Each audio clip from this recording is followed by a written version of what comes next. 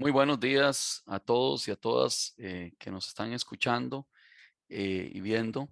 Bienvenidos y bienvenidas al curso de amenazas costeras para tomadores de decisiones. Mi nombre es José Mauro Vargas Hernández.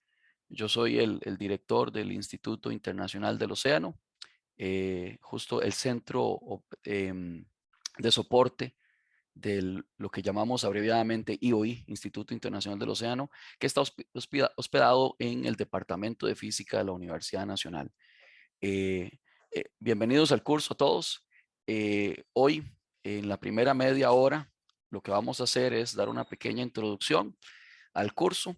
Vamos a tener seguidamente de mis palabras, las palabras del señor vicerrector de extensión, y luego al final de esta media hora vamos a tener las palabras también de el profesor Alejandro Gutiérrez con una reseña histórica. Y seguidamente a las 9:30 empezaremos con la primera charla de este curso. Ok, voy a compartir la pantalla para mostrarles un poquito de la logística y del curso. Ok, me imagino que ya deben estar viendo en la pantalla la página web donde se anunció el curso de amenazas costeras.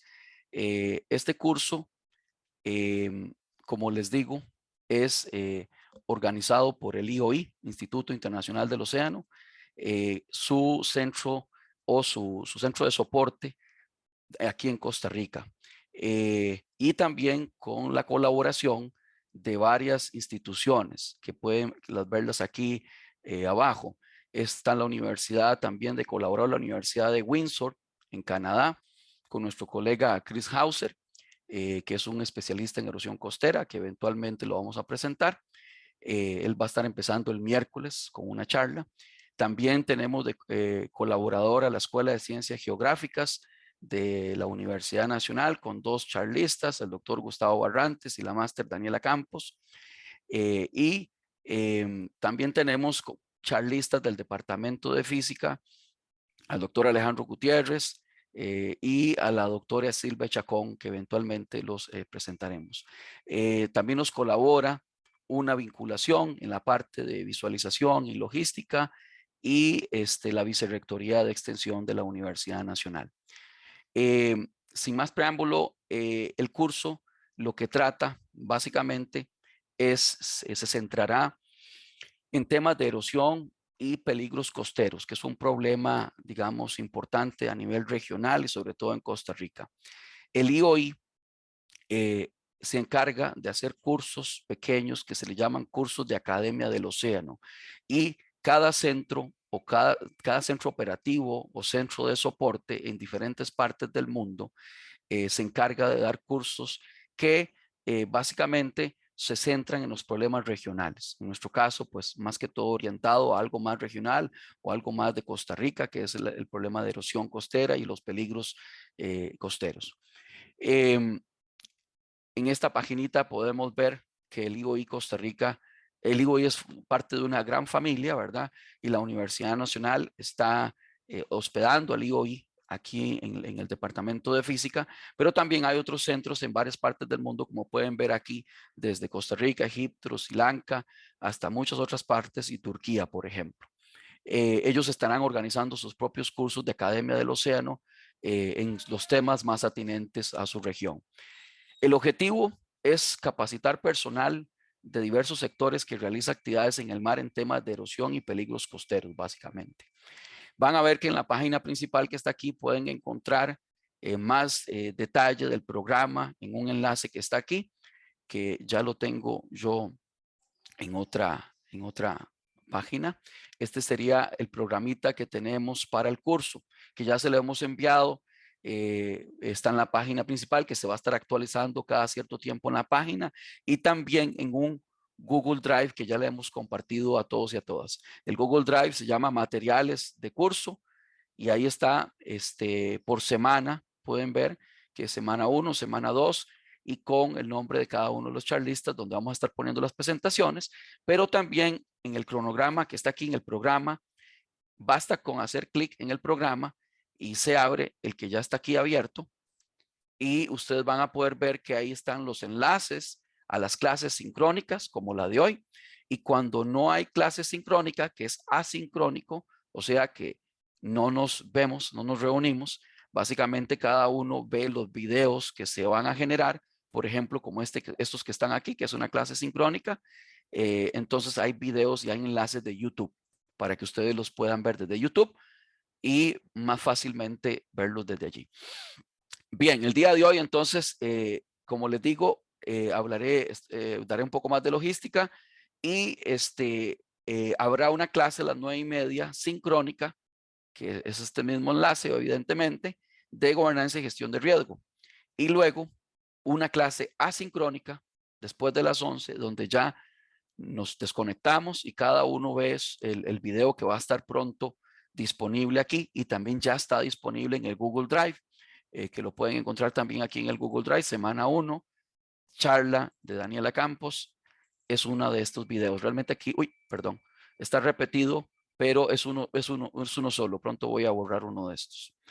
Entonces, esa es una forma de accesar a los vídeos. Otra forma es irse simplemente al programa y accesar el enlace de YouTube que pronto va a estar actualizado acá.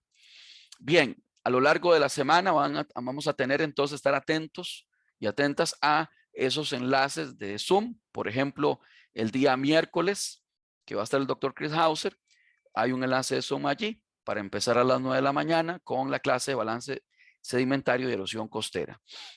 El fin de semana vamos a hacer nosotros los charlistas unas grabaciones en el Caribe para ver ejemplos de erosión costera y corrientes de retorno y se los vamos a proporcionar como videos cortos que estarán disponibles a su debido tiempo y en la página web, en el cronograma, en el programa y también en el Google Drive.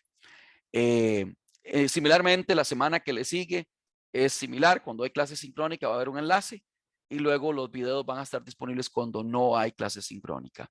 Al final del curso vamos a tener el día viernes 16 una sesión de discusiones finales y cierre, donde podemos ahí discutir, etcétera. También a lo largo del curso, al final de cada charla, va a haber una sesión de preguntas o observaciones para los que tengan preguntas. También pueden colocar sus preguntas a través del chat, que ya está habilitado.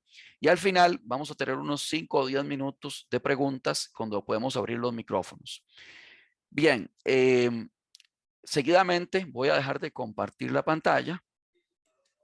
Vamos a tener la intervención de nuestro vicerrector de extensión, el doctor Martín Parada Gómez, que es nuestro vicerrector de extensión en la Universidad Nacional. El doctor Parada es máster en economía y desarrollo, tiene un posgrado de la Universidad Nacional, una maestría de la Universidad Nacional Autónoma de Honduras, también tiene un doctorado en economía de la Universidad de Tilburg, Holanda, y es catedrático, profesor catedrático también de la Universidad Nacional, de la Escuela de Economía de la Universidad Nacional. El profesor, el doctor Martín Parada, además tiene una amplia experiencia en docencia, extensión e investigación. Ha sido además consultor en organismos nacionales e internacionales en temas relacionados con el desarrollo económico, sectores productivos, evaluación de proyectos y desarrollo de micro y pequeñas empresas. Además de que ha sido autor de múltiples publicaciones, capítulos de libros, artículos científicos y ponencias nacionales e internacionales. Entonces los vamos a dejar unos minutos con las palabras del señor vicerrector, el doctor Martín Parada, para darle la bienvenida también. Si ya el señor está conectado, don Martín, le doy el uso de Mauro, la palabra. ya se va a conectar, don Ok, Martín. perfecto. Sí. Entonces tal vez le damos un pequeño chance. Me avisa doña Cinia cuando él esté conectado y mientras tanto voy a... ¿Sí? Sí, ya lo voy a pasar. Ok. Adelante.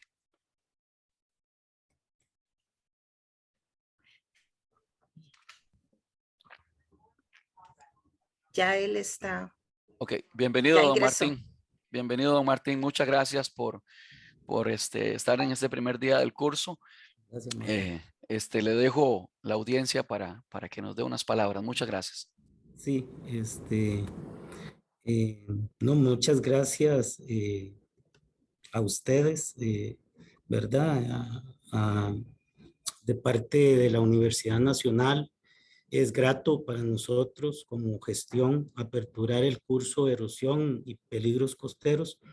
Yo quisiera agradecer a las organizaciones que harán posible este curso en nombre de nuestro rector Francisco González Alvarado y nuestra rectora adjunta Marianela Rojas Garbanzo, igual como para mi persona. Creo que el esfuerzo del IOI, del Instituto Internacional del Océano, es relevante en este tema, no solo desde hoy, sino desde el pasado, desde la década de los 90, inicio de siglo, etcétera. También la Escuela de Medio Ambiente de la Universidad de Windsor, que ha sido un partner internacional en el abordaje de esta temática, al Departamento de Física de nuestra universidad, ¿verdad? Y a la Escuela de Ciencias Geográficas, también al programa Una Vinculación, que ha apoyado desde nuestra vicerrectoría este esfuerzo. Y también extenderle la mejor y calurosa bienvenida, ¿verdad? A los conferencistas, al doctor José Mauro Vargas Hernández del IOI, a la máster Daniela Campos Durán de la Escuela de Ciencias Geográficas, a la máster al doctor Chris Hauser de la Universidad de Windsor, al académico Alejandro Gutiérrez y Gustavo Barrantes de la Universidad Nacional, eh, al doctor Alejandro Gutiérrez del IOI, a la doctora Silvia Chacón del CINAMOT de nuestra universidad, al doctor Gustavo Barrantes de la Escuela de Ciencias Geográficas y a todos los conferencistas. Nada más amplío la problematización y yo creo que en este caso la erosión cercana a las costas se ha constituido en un problema para las comunidades y los gobiernos locales de las zonas costeras de Costa Rica, así como el curso lo indica. Y por lo tanto, en este curso se presentarán charlas que creo son ejemplificantes para el análisis de la erosión costera y corrientes de resaca en el Caribe de Costa Rica. El curso tiene un gran propósito de capacitar el personal de diversos sectores que realiza actividades en el mar en temas de erosión y peligros costeros. Será impartido por un profesor invitado internacional y expertos en erosión costera, ¿verdad? Tanto de la Universidad de Windsor de Canadá y profesores nuestros locales de Costa Rica. Al respecto, lo que indicaría es que desde la extensión universitaria siempre hemos estado comprometidos con la generación de capacidades humanas en el campo de la atención al estudiantado, pero también de generación de capacidades humanas en las poblaciones interlocutoras. Y entonces el tema de la erosión en las costas es un fenómeno con múltiples causas y por supuesto con múltiples consecuencias. El alto oleaje, la presencia de corrientes marinas, las altas mareas, entre otras, han sido en parte producto del cambio climático que ha conllevado a remover y desplazar la tierra. Esto sin duda amenaza el desarrollo de actividades socioproductivas cercanas como el turismo, la agricultura, la presencia de algunos servicios como el hospedaje, la alimentación cercana a las playas, entre otras afectaciones. Por lo tanto, el análisis y la permanente reflexión por parte de expertos en conjunto con las poblaciones interlocutoras se vuelve estratégico para la toma de decisiones y revertir los efectos negativos mencionados. Nada más quisiera reflexionar sobre en este contexto que la extensión universitaria, bueno, ha sido la fuente de transformación socioeconómica, ambiental, cultural y política, con amplias dimensiones y contribuyendo fuertemente al desarrollo territorial y regional de Costa Rica.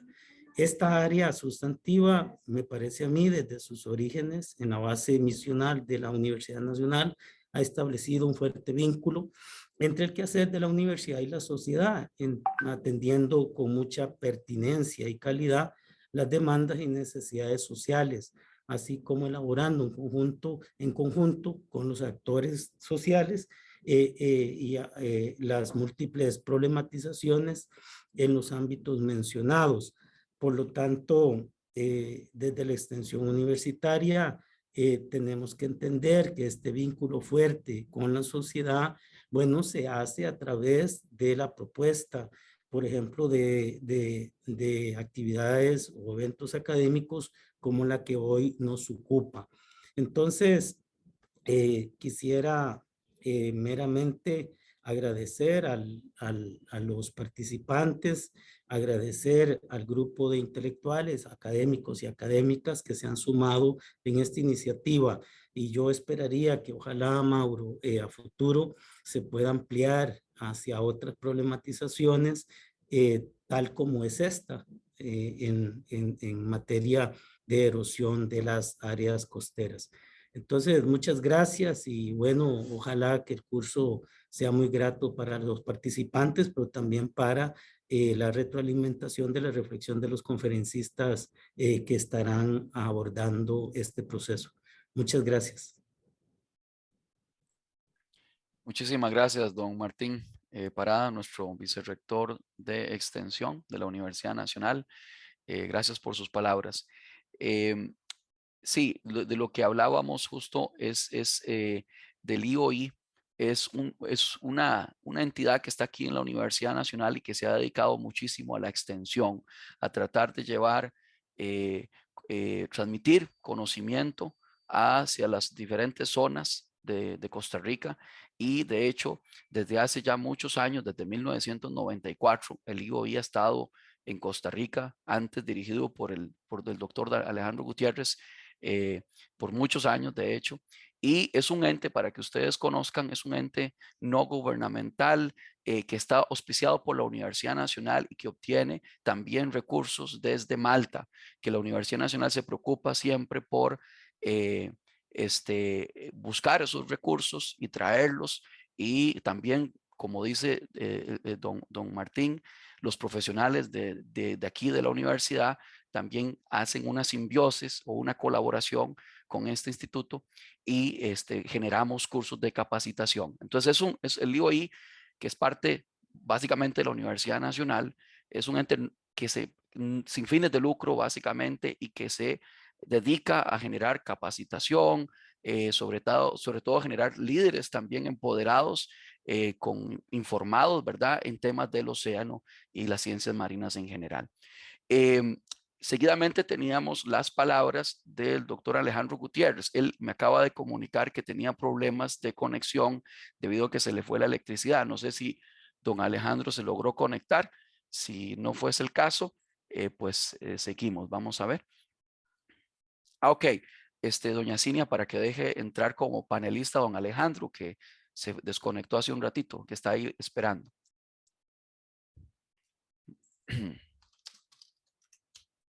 Ya casi ingresará. Lo que va a hacer don Alejandro Gutiérrez es, él es el antiguo director del Instituto Internacional del Océano.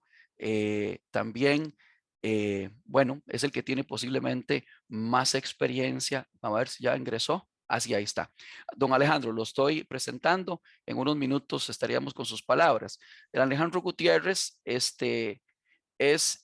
un oceanógrafo físico pensionado, que todavía después de varios años ya de pensionado sigue ayudándonos, ¿verdad?, en muchos temas. Es el exdirector del Instituto Internacional del Océano, aquí sede Costa Rica, y fue durante el periodo de 1994 al 2019 cuando se acogió a su pensión, a su jubilación. Tiene una especialidad en mareas y nivel del mar, y a partir del 2010 básicamente enfocado en la dinámica litoral de corrientes de retorno y la seguridad de las playas. Actualmente coordina el proyecto del Departamento de Física, Estudio y Monitoreo de las Corrientes de Retorno y Estrategia Social a favor de la seguridad de las playas de Costa Rica. El doctor Alejandro nos va a dar unas palabras más o menos de una reseña histórica de lo que es el IOI y su relación que ha tenido con la Universidad Nacional regionalmente y aquí particularmente en Costa Rica. Gracias, Alejandro. Adelante. Muchas gracias. Bienvenidos a todos y todas. Vamos a ver si comparto pantalla, porque en vez de que me estén viendo a mí, quiero que me vean, acá a dos señores de los que quiero hablar ahora en un momento. Vamos a ver. Sí, ya se está viendo, nada más tal vez Sí. hacerle pantalla completa. Exactamente. Perfecto. Voy a hacer a grandes rasgos y riesgos pues una brevísima, un brevísimo resumen de de cómo se creó y qué ha sido el Instituto Internacional del Océano hasta el día de hoy. En el año 1967, las Naciones Unidas hacen una proclama trascendental. Se proclama o proclaman los océanos profundos patrimonio de la humanidad. Y eso realmente es un mandato que en realidad está lejos de haberse concretado, de poder concretarse en el sentido positivo y esperado desde ese entonces, porque implica una serie de acciones internacionales que no son fáciles de concretar. Pero bueno, en ese camino ha estado el instituto y los centros operativos, incluyendo el nuestro aquí en Costa Rica. Para instrumentalizar ese principio, en el año 1972 se crea el Instituto Internacional del Océano con sede en Malta. ¿Por qué con sede en Malta? Porque ese señor que ven ustedes ahí de anteojos, que se llamó Arvid Pardo, en aquel entonces, en el año 60, bueno, en los años finales de los 60 y en los años 70, embajador de Malta ante las Naciones Unidas, con el apoyo de esa señora que ven ustedes ahí,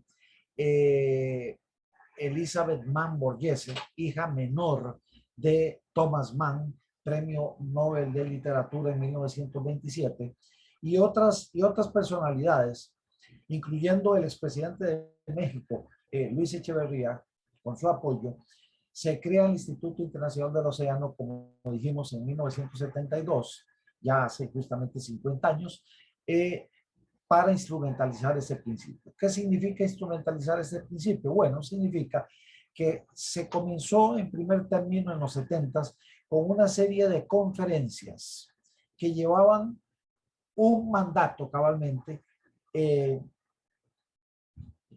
En latín se expresa como pacem in maribus, que no es lo mismo que pax in maribus.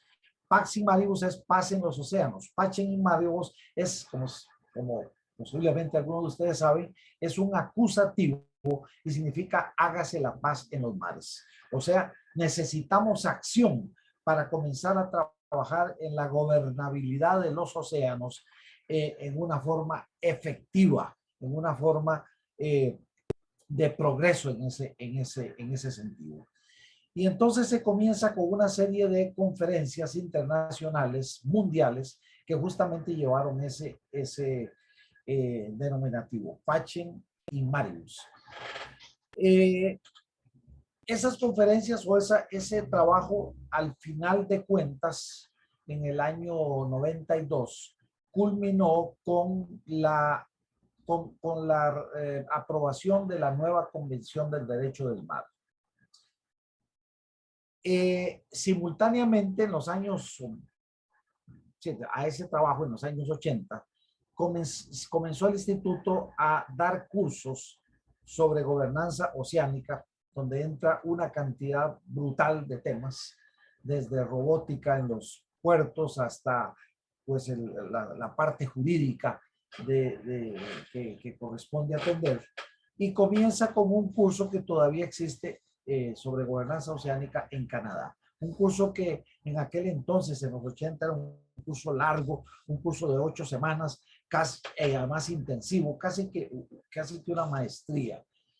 Después, con el tiempo, por razones varias, incluyendo la dificultad de gentes que trabajaban para poder sacar 8 semanas y atender un curso de esa naturaleza, se ha reducido, y además en los años 90 comienzan los centros operativos que se iban creando, por ejemplo, el de Senegal, en la misma Universidad de Malta, donde está la sede del instituto, en Fiji, en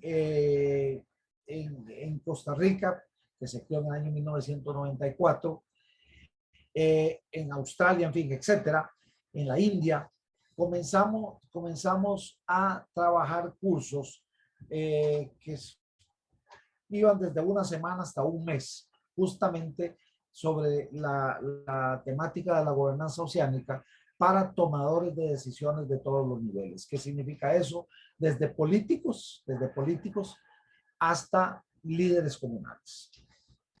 Aquí en el Instituto Internacional del Océano, Centro Operativo para América Latina y el Caribe, que dio inicio en el 94, justamente hicimos cursos en los 90s para tomadores de decisiones de todos los niveles de América Central, del Caribe, y llegamos hasta Ecuador y Perú, porque la parte sur de la América Latina la comenzó a manejar en su momento, a finales de los 90, el Centro Operativo situado en Brasil, que hoy en día es justamente, junto con Costa Rica, el que se encargó a partir del año 2016 de ser el responsable de los cursos de gobernanza oceánica para América Latina y el Caribe. Y justamente hablando de estos cursos, a partir del año 2016 y hasta el año 2020, justamente por razones de la pandemia que lo cambió todo, es importante subrayar que estos cursos de gobernanza oceánica tenían dos características fundamentales que quiero poner en relevancia. La primera es que tenían que ser para practicantes de las ciencias marinas y costeras. Eso es importante para garantizar un efecto multiplicador después del curso en los respectivos países de los participantes en esos cursos. Y la otra cuestión fundamental que no se hacía antes es que en esos cursos se comenzó a hacer una verdadera simulación con los participantes entre los diferentes sectores que deben ser tomados en cuenta para a la hora de tomar una decisión. Quiero decir, el sector científico, cuando hablo de ciencia, hablo de ciencias sociales y de ciencias naturales y exactas, el sector de toma de decisiones y el sector comunitario. Desgraciadamente, nosotros tenemos la costumbre, sobre todo en América Latina, de tomar decisiones unilateralmente, a veces sin tomar en cuenta, de hecho, los actores principales, como las comunidades, a la hora de tomar una decisión, y por eso es que muchas aplicaciones o muchas así dichas concreciones no se dan como tales o no dejan los resultados esperados. La otra cosa es que esos cursos también introdujeron un aspecto fundamental, que es el que no se vale tomar una decisión fuera de la ética. Es decir, la parte geoética se volvió fundamental. Quiero decirles que también a partir de los años 90 se desarrollaron proyectos productivos en comunidades costeras. Esto es muy importante porque es sembrar una semilla que después esperamos, como de hecho ha ocurrido en algunos lugares. Ahorita les pongo un ejemplo, que después florece y termina, por decirlo metafóricamente, siendo un árbol de buena sombra para la comunidad respectiva, correspondiente, perdón. Un ejemplo de eso es lo que sucedió en la Isla Venado. La Isla Venado fue objeto por varios años de una guía, de un seguimiento por parte del centro operativo nuestro, y justamente ahí logrando desarrollarse proyectos productivos muy importantes y se alcanzaron objetivos trascendentales, como por ejemplo, no solo proyectos productivos que retroalimentaron económicamente a la comunidad, sino también que se instaló con ayuda de muchas instituciones nacionales, en este caso con el ICE, una central telefónica, por ejemplo, que no existía. Se fundó o se instaló la alternativa o infraestructura para poder dar clases en un colegio en forma remota. Se hicieron programas de reciclaje de la basura, etcétera. Y este asunto, y lo más importante es que después de ciertos años, con la facilitación del Instituto Internacional del Océano, prácticamente la isla Venado hoy en día es una isla que vuela por sí misma. Es decir, ya ellos, sin necesidad de un recurso académico que los guiara, o que participara, que interactuara con ellos, porque sin duda alguna, en muchos sentidos, nosotros también aprendemos de las comunidades costeras, ellos pueden ya y están haciéndolo desarrollar programas por sí solos. Así las cosas, llegamos a este periodo post-pandémico. Por supuesto que este no es un curso de gobernanza oceánica en los términos que lo apunté anteriormente, sino que es un curso que sin duda alguna también tiene un objetivo común con esos cursos, ahorita los menciono, pero que es fundamentalmente dirigido a la celebración del 50 aniversario de la fundación del Instituto Internacional del Océano. ¿Cuál es el punto en común? Bueno, lo que siempre se ha propuesto el instituto, que es establecer un puente entre el sector científico, comunitario y de toma de decisiones en el sentido que estamos anotándolo.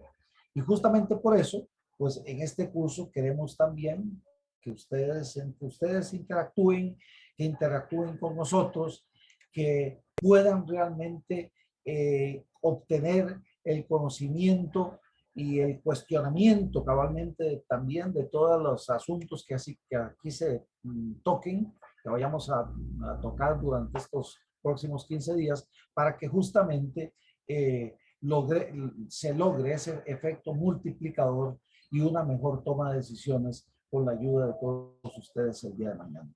Con eso, les agradezco la atención y les deseo, deseo para todos nosotros el mayor de los éxitos durante los próximos 15 días en este curso. Muchísimas gracias. Muchas gracias, don Alejandro. Bueno, eso es más que todo una idea, una reseña de cómo se creó el IOI y nuestra labor, la labor que hacemos todos los años, ¿verdad? Desde el Departamento de Física de la Universidad Nacional en conjunto con el IOI. Bien, seguidamente vamos a empezar con la primera charla del día de hoy, que la va a ofrecer la máster Daniela Campos Durán, que vamos un poquito, vamos a ver aquí.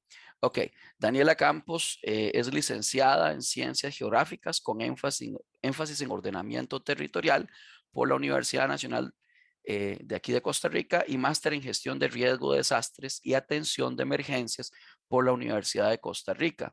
Actualmente se encuentra cursando el doctorado en Ciencias de la Tierra con énfasis en riesgos geológicos y geomorfología de la Universidad de Barcelona.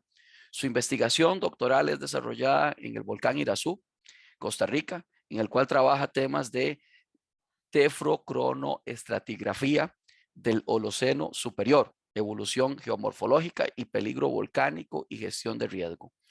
La académica de la Escuela de Ciencias Geográficas de la Universidad Nacional de Costa Rica, es académica allí, e investigadora participante en el programa de geomorfología ambiental de la Escuela de Ciencias Geográficas. En el campo de la gestión del riesgo ha desarrollado diversas investigaciones en Costa Rica y Centroamérica, y hoy, esta mañana, nos ofrece una charla titulada Gobernanza y Gestión de Riesgo de Desastres en Centroamérica, un enfoque desde las zonas costeras. Entonces, como les decía, va a haber un espacio de preguntas al final. Igual pueden interactuar en el chat, pueden poner sus preguntas y al final se las hacemos a la colega Daniela Campos. Bueno, le dejo entonces la palabra a Daniela. Bienvenida, Daniela, muchas gracias. Buenos días, Mauro. Buenos días a todos. Bienvenidos al al curso. Muchas gracias por su participación. Bueno, como les comentaba Mauro, yo les voy a dar la charla inicial de este curso, la cual lleva por nombre Gobernanza y Gestión de Riesgo de Desastres en Centroamérica. No sé si ahí logran ver la presentación. Sí, ahí se ve ya, Vamos a ver. se ve bien. Ok, un puedo quitar esto que ahí estamos. Bueno, es un curso de erosión costera, como ya bien lo decía Mauro y el compañero Alejandro, pero es necesario pues hacer una introducción al tema que vamos a estar pues viendo en el curso, erosión costera, pero bueno, ¿qué implica esto? Pues implica cuestiones de riesgo y siempre es bueno pues tener una base teórica y de algunos ejemplos que podamos estudiar para tener claridad en las clases que vendrán más adelante con los exponentes que tendremos durante estas 2 semanas. Ok, entonces la presentación, pues yo la hice en 4 bloques. El primero sería el riesgo desde civilizaciones antiguas. El segundo, los paradigmas en el abordaje de los desastres o el riesgo. Luego una parte de gestión de riesgo desde Centroamérica.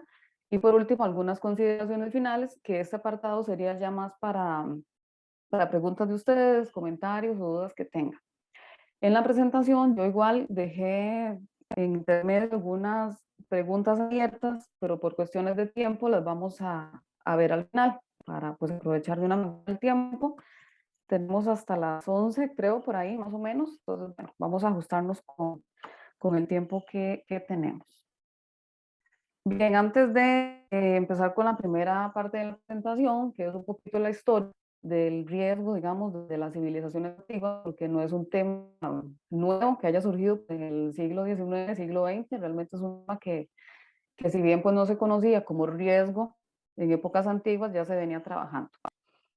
Y los conceptos principales que vamos a trabajar cuando hablamos de riesgo, pues los conocidos, digamos los iniciales, tenemos amenaza, vulnerabilidad, y esto pues como riesgo, como resultado sería el riesgo, son los conceptos que inicialmente se manejaban, pero también tenemos un tema de exposición. Amenaza entonces pues va a ser el fenómeno natural, en este caso, natural antrópico, que va a ser potencialmente a través de una intensidad, esa intensidad y una recurrencia, que asociada al posible evento pueda generar daños. Por su parte, la exposición, pues va a ser el capital físico y humano que se podría ver afectado por una determinada amenaza. La vulnerabilidad, en su caso, pues serían las posibles pérdidas, en este caso económicas y sociales, causadas por la amenaza, y el riesgo sería la probabilidad, o sea, la probabilidad que yo tengo que un evento natural ocasione, en este caso, daños y pérdidas. Con el enfoque que lo voy a ver, va a ser un poquito más, digamos, de la parte ingenieril. Hago la separación más adelante de lo que sería vulnerabilidad y lo que sería exposición, y cómo es la diferencia, digamos, entre cada uno de estos. Bueno, como les decía, realmente el tema de riesgos y manejo de eventos, tema de desastres, no es nada nuevo de nuestra época, de nuestra sociedad actual. Realmente ciudades ya, civilizaciones antiguas, como el caso de los mayas, aztecas, los incas, en Egipto, por ejemplo, la civilización de Mesopotamia, ya ellos manejaban algunas técnicas de monitoreo de amenazas o de control de algunas amenazas. En el caso de Egipto, por ejemplo, la civilización ya tenía todo un conocimiento sobre cuándo iba a haber la inundación, cuándo era época para siembra y cuándo era época para recolección. Ok, ya se tenía entonces un conocimiento del espacio, un conocimiento de su medio y en qué épocas entonces pues las actividades humanas se empezaban a desarrollar, y esto también pues dónde se desarrollaban los núcleos urbanos, donde la población habitaba. Otro ejemplo muy interesante de estas civilizaciones pues corresponde al Nilómetro de Elefantina. Básicamente pues era un sistema que se utilizaba para medir las crecidas del río. Dependía de la altura donde el río llegaba, pues ya la población sabía si iban a tener una inundación muy, digamos, muy desastrosa en ese momento o iba a ser beneficiosa más bien para el tema de los cultivos. Bueno, es un poquito modo de introducción. de lo que vimos anteriormente en el tema de civilizaciones y cómo se manejaba el tema de los desastres o el manejo de eventos naturales. Si bien vemos, pues las civilizaciones usaban esto, digamos, a su beneficio, es decir, como si yo tengo conocimiento, cómo se comporta el río, cómo crece, bueno, yo tengo que aprovechar esto que digamos que la naturaleza les da o que el medio les da para enfocarlo en temas de desarrollo. En este caso, pues en temas de agricultura, que era lo que se desarrollaba en su momento, como temas de desarrollo social y desarrollo económico. Bueno, pues ya nos vamos más reciente, al siglo XX, y el tema de riesgos o el manejo de riesgos en nuestra época o en épocas más actuales, pues inicia con este señor, con Gilbert White. Él es considerado el padre de la gestión de las inundaciones en Estados Unidos. Realmente fue el primer geógrafo que empezó a estudiar cómo las inundaciones estaban impactando las infraestructuras y el tema de cosechas en las grandes llanuras en Estados Unidos. A partir de esto, pues él empezó a ver cuáles eran las épocas de recurrencia, a qué altura llegaban las inundaciones, qué impactos estaba teniendo. Y con esto, bueno, pues él viene y propone algunas medidas, tanto estructurales, por ejemplo, diques y canales para contener el tema de las inundaciones.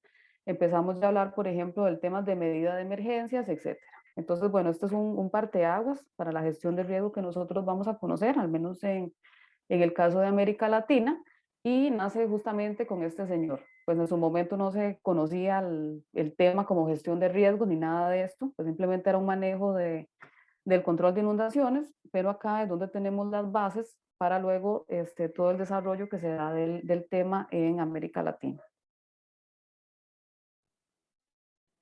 Bueno, entonces del siglo XX, lo que nos expone este señor, todos los trabajos que este geógrafo hace en la época, pasamos a un siglo XXI y hay un periodo acá de evolución.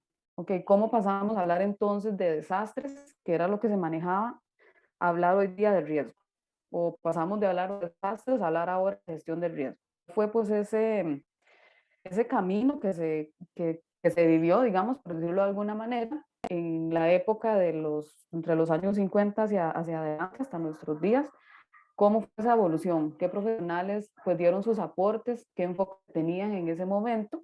Y eso es parte de lo que vamos a ver también en esta presentación, pues, para tener un contexto realmente, porque uno muchas veces pues habla de riesgo, habla de gestión de riesgo, pero bueno, ¿cuáles son las bases que hay detrás de esto? Las bases científicas, epistemológicas, cómo cada época realmente marcó un hito en el manejo de este tema. Y bueno, empezando acá, inicialmente vamos a tener que el tema de los desastres, que era lo que se manejaba, no trabajaba la palabra riesgo como tal, pues era abordado desde las ciencias naturales. Acá pues básicamente vamos a tener los terremotos, las inundaciones, los huracanes, tornados, todo esto se trabajaba como desastre, pero desde un enfoque de la amenaza, porque eran los científicos en las áreas naturales los que trabajaban este tema. Entonces pues obviamente tenía su énfasis en temas del evento en sí que de la sociedad. Ok, entonces por eso acá tenemos que el énfasis se dirigió hacia el conocimiento de las amenazas, tanto por un interés académico como investigativo. Y esto es como el inicio, donde se empiezan a estudiar esos grandes eventos. Pues vamos a tener acá el aporte de geólogos, de climatólogos, por ejemplo, meteorólogos que ya empezaron a estudiar los eventos. Y en este caso, este paradigma, que es el paradigma del comportamiento, no sé si logran ver acá arriba, porque esta barrita no deja ver, pero no sé si ustedes sí ven y yo no, pero bueno, no importa.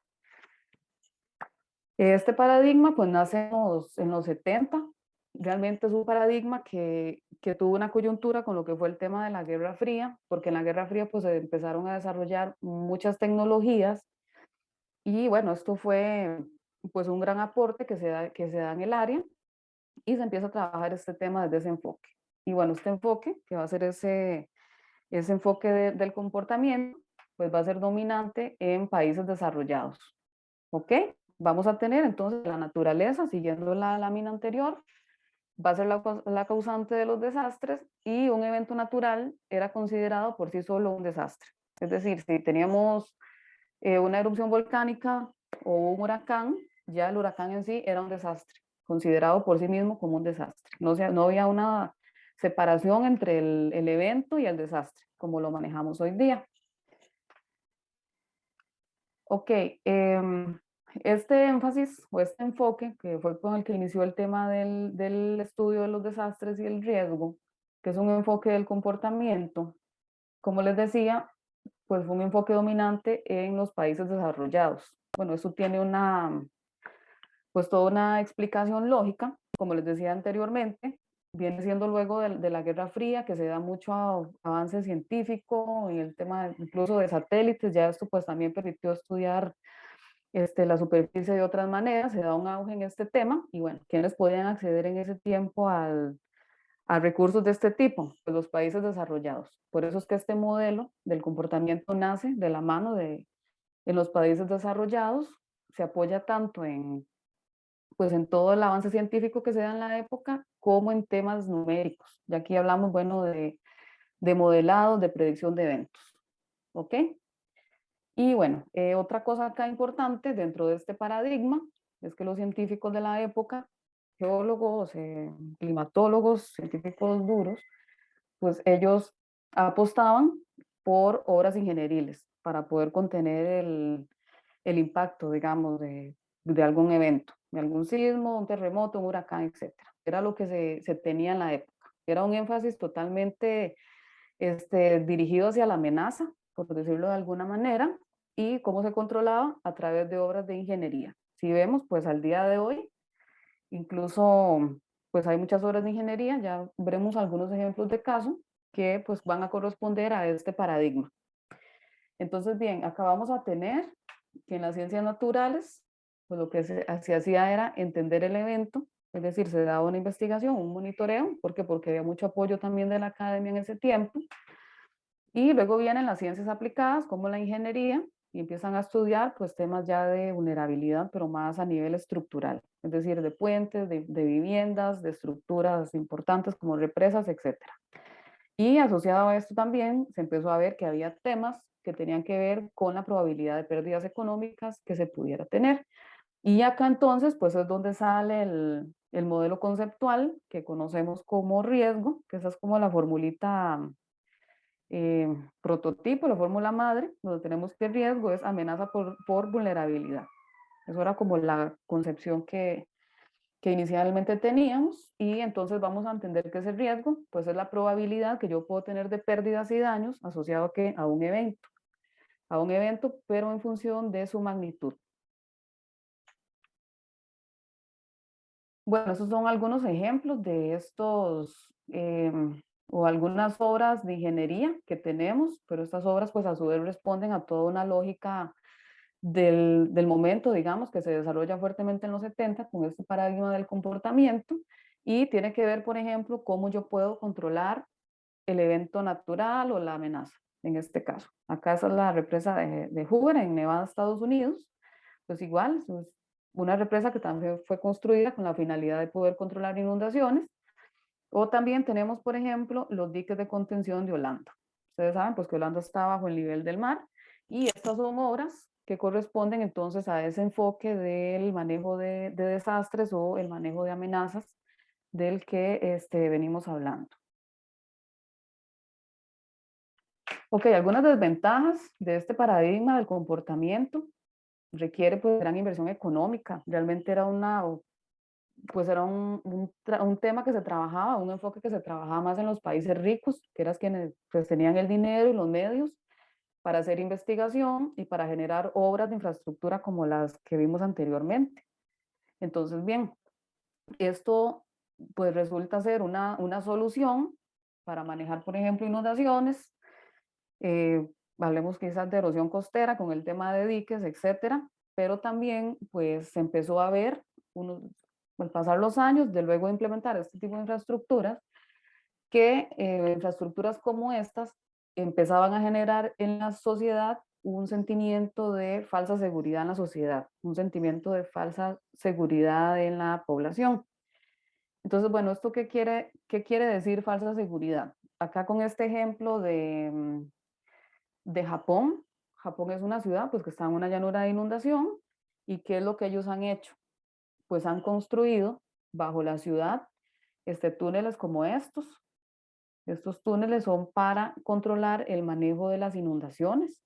Y bueno, esto realmente la gente pues siente la seguridad de que al tener estos sistemas de túneles la ciudad no se va a inundar y la ciudad empezó a crecer. Empieza a crecer la ciudad y posteriormente se dan cuenta pues que realmente no es la solución porque las inundaciones pues pasan este tipo de infraestructuras y es ahí pues donde vamos a tener los problemas del desarrollo que luego vamos a estar comentando y de ahí viene ese sentimiento de falsa seguridad, es decir, una obra de ingeniería realmente pues, construir para un propósito de proteger o de reducir el impacto de una amenaza, pero a la vez puede también jugar en contra si no se sabe manejar. Un ejemplo más claro para esto, pues lo tenemos con el huracán Katrina del 2005. Esta ciudad de Orleans fue una de las más afectadas por el huracán Katrina y bueno, acá ya estaba protegida, pues se supone en teoría por diques que estaban entre el río Mississippi y la costa. ¿Qué pasa? Viene el huracán, los diques pues no protegen, digamos, en este caso el oleaje fue mayor de lo que se esperaba y las olas sobrepasan la ciudad y vamos a tener algo como esto, inundaciones. Pero bueno, estas ciudades, ¿por qué se expanden en su momento? Porque realmente se empezó a generar en la población ese sentimiento de que yo me siento seguro porque el dique me va a proteger y realmente se vio que no era así. Entonces, este tipo de cosas o este enfoque que se estudiaba en su momento, que era el apogeo de los 70, empezó a ser muy criticado por cosas como estas. Lo podemos ver, por ejemplo, en Japón, con el terremoto del 2012, creo. Exactamente, pues es la misma cuestión. Habían diques de protección de 10 metros de alto, de acuerdo a los escenarios que se habían estimado en su momento. Pero ¿qué pasa? Se tuvo un escenario peor, se sobrepasó los diques, las olas y vino todo un problema de inundaciones, luego también con el tema de la planta nuclear. Bien, ante esto, entonces pues surge otro paradigma. Este paradigma, en ese caso, nace cuando los científicos de las ciencias sociales dicen, no, pues un momento, están pasando afectaciones en la sociedad y esos trabajos de los científicos, digamos, de las áreas más duras, por llamarlo de alguna manera, pues no están siendo solución. Vemos que las obras de ingeniería pues no están realmente solucionando el problema. Acá hay un tema que no se ha tocado, que es el impacto que tiene la sociedad. Okay, entonces la sociedad viene a ser un agente que es impactado, pero también va a ser un agente que va a generar o va a propiciar condiciones para que los eventos o las amenazas pues los afecten. Entonces, bien, este paradigma estructural de los 80 lo que nos plantea es que la sociedad es un elemento activo y responsable de la formación de los desastres. Y el tema acá, vimos anteriormente que cuando hablábamos de riesgo, que es amenaza por vulnerabilidad, que es lo que manejamos pues inicialmente, el enfoque anterior, pues que nos dice que hay un peso muy importante o casi que le da su mayor importancia a la amenaza, dejando mucho de lado el concepto de vulnerabilidad y casi que pues no se estudiaba, no se contemplaba tal cual en su momento. Y este concepto viene a ser rescatado por profesionales como sociólogos o geógrafos que trabajaban más el área social y dicen, bueno, pues la vulnerabilidad es un factor que está determinando las condiciones de riesgo. Entonces esto hay que empezarlo a trabajar. Ya se empezó a ver la amenaza, no en sí como un elemento único, entender su comportamiento, su intensidad, sino desde el punto de vista qué daño puede generar. Y bueno, entonces este paradigma, pues básicamente nos va a dar lo contrario. Venimos trabajando de una amenaza fuertemente, un enfoque mucho sobre la amenaza, y vienen estos otros científicos y dicen, no, pues la vulnerabilidad tiene que prevalecer porque al final es la que condiciona el desastre. No es la amenaza, sino la vulnerabilidad la que va a condicionar cómo un desastre a mí me puede impactar. Ok, entonces en este paradigma, pues a diferencia del paradigma anterior que vimos en las diapositivas anteriores, pues es muy diferente el desarrollo que se da. ¿Por qué? Porque esto se da más en los países subdesarrollados o los llamados países del tercer mundo en su momento. Y ellos que decían, bueno, pues la mitigación tiene que depender realmente más de medidas de la sociedad, medidas estructurales. Vemos para acá, en los países subdesarrollados, en la época de los 80, pues no tenían tal vez el recurso económico para estudiar la amenaza como lo podía hacer, no sé, Estados Unidos, Rusia en su momento, y entonces empezamos a decantar, o se empieza a decir que la vulnerabilidad es el factor determinante en el tema de la amenaza. Por eso es que en América Latina o en los países subdesarrollados este concepto es donde cobra más relevancia. ¿Por qué? Porque se pone el ser humano como un actor clave dentro de todo este proceso. En América Latina, entonces, pues fue tanta digamos, la discusión de vulnerabilidad que algunos autores incluso decían, pues no, vulnerabilidad y riesgo es lo mismo. Y bueno, se generaron ese tipo de debates. Hay lecturas, cuestiones donde se discute esto, porque sí, fue mucho el peso que se le empezó a dar a este tema, que casi que en algún momento se empezaban a tratar como sinónimos, cosa pues que no debe ser, pero es parte también de lo que se daba en esta época, cuando se empezó a dar pues todo el desarrollo epistemológico de este tema, etc. En América Latina pues tenemos la red, no sé si la habrán escuchado, alguno habrá leído algún material de esto, pero la red latinoamericana en el estudio de los desastres, pues dio importantes aportes en esta línea. Algunos de ellos fue la discusión que se empezaba a dar, si los desastres eran naturales o no. Hoy día pues es también tema de discusión, lo podríamos perfectamente discutir. ¿Son desastres naturales o simplemente desastres? ¿Cuál es la relación del riesgo y el desarrollo, por ejemplo? Y otra de las cosas también que se hablaba en su momento era si los desastres pues eran problemas no resueltos del desarrollo. Ok, todo este tipo de preguntas se hacían, se debatían y era lo que prevalecía en su momento en el caso al menos de América Latina. Claro, pues no había tanta inversión en ese tiempo para temas de amenaza como lo tenemos hoy día, que tenemos incluso pues sistemas de monitoreo súper desarrollados y eficientes, con profesionales a cargo y demás, pero por eso era que en la región se decantaba tanto por hablar más de temas de vulnerabilidad, temas de planificación. Y bueno, entonces la gran pregunta que nos haríamos acá, la pobreza, fue un factor que se va también a estudiar un poco ahí. Esto ya pues más desde un enfoque crítico, a decir, bueno, si yo soy pobre o tengo una población pobre, pues es una población en riesgo, por tanto, va a ser más propensa a los desastres. O pobreza va a ser prácticamente sinónimo de desastres. Si algo pasa, pues va a ser la población más afectada.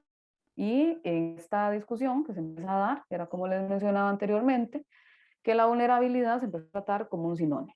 Y es un sinónimo de riesgo para muchos estudiosos. ¿Por qué? Porque era la vulnerabilidad la que define el riesgo. No la amenaza, sino la vulnerabilidad. Esto obviamente desde una visión de los países en desarrollo o subdesarrollados.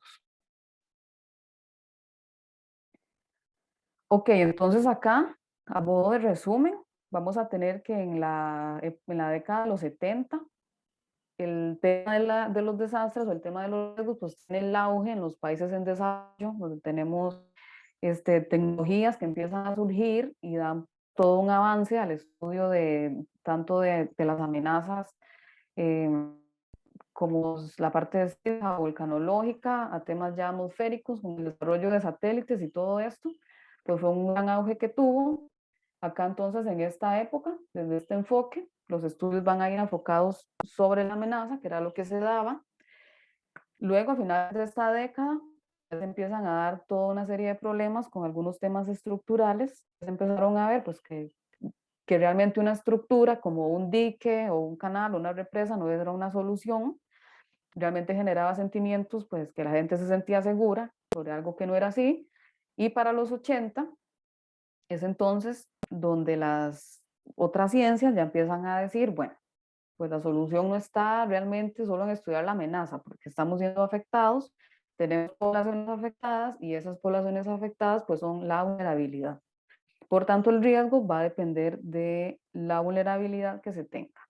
Y esa es un poquito la digamos, la diferencia que se empieza a marcar a partir de esto, con estos dos pensamientos o, digamos así, o dos enfoques que estaban polarizados, muy divididos, pues uno pues se abocaba totalmente a la amenaza, otro a la vulnerabilidad, y era un poco la discusión que se tenía en el momento. ¿Qué pasa? Para el caso de América Latina, pues llegamos a 1985 y tenemos el famoso desastre de Armero. Ok, el desastre de Armero pues realmente marcó un hito en América Latina, en la concepción del riesgo y los desastres. Esta fue el desastre de Armero fueron unos lajares que bajaron del volcán Nevado Ruiz, pues el volcán entró en erupción y una serie de flujos piroclásticos pues fundieron lo que fue la capa de hielo del glaciar, del volcán, y empezaron a bajar cantidad de lajares.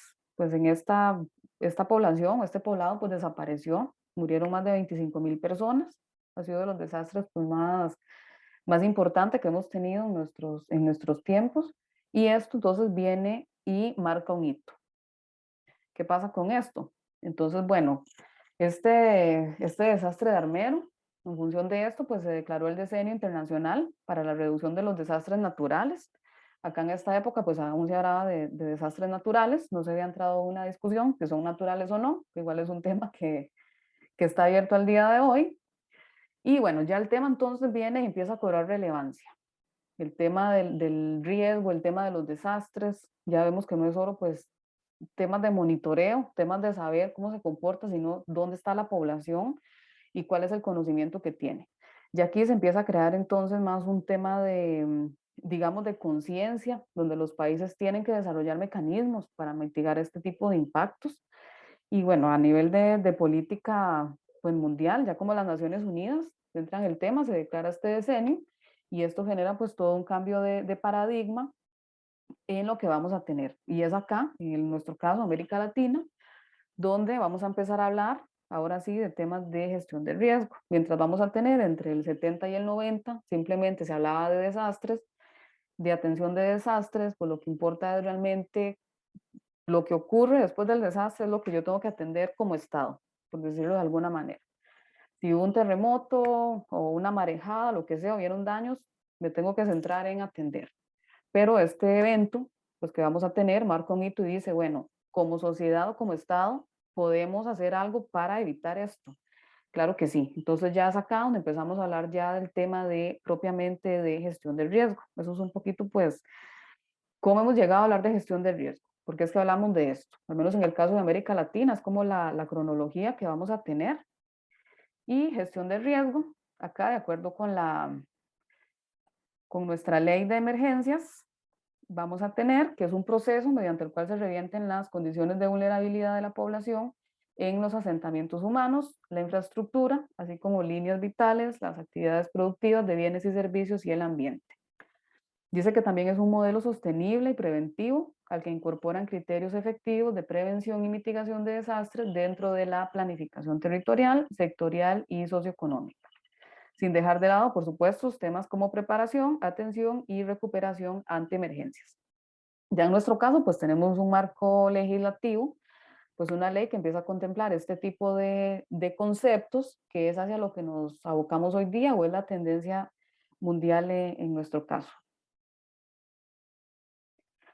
Bien, entonces todo ese divorcio que traíamos de las ciencias sociales, que con las ciencias duras, etcétera, pues ya se dijo, bueno, pues acá tenemos que llegar a un punto de conciliación y es cuando se empieza a hablar del enfoque holístico. Es decir, el riesgo se tiene que trabajar desde un tema integral.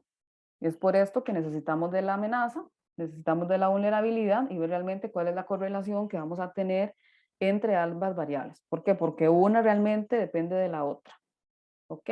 Entonces, bueno, puede ser que tengamos una alta amenaza, pero las condiciones de vulnerabilidad son bajas y eso condiciona el riesgo.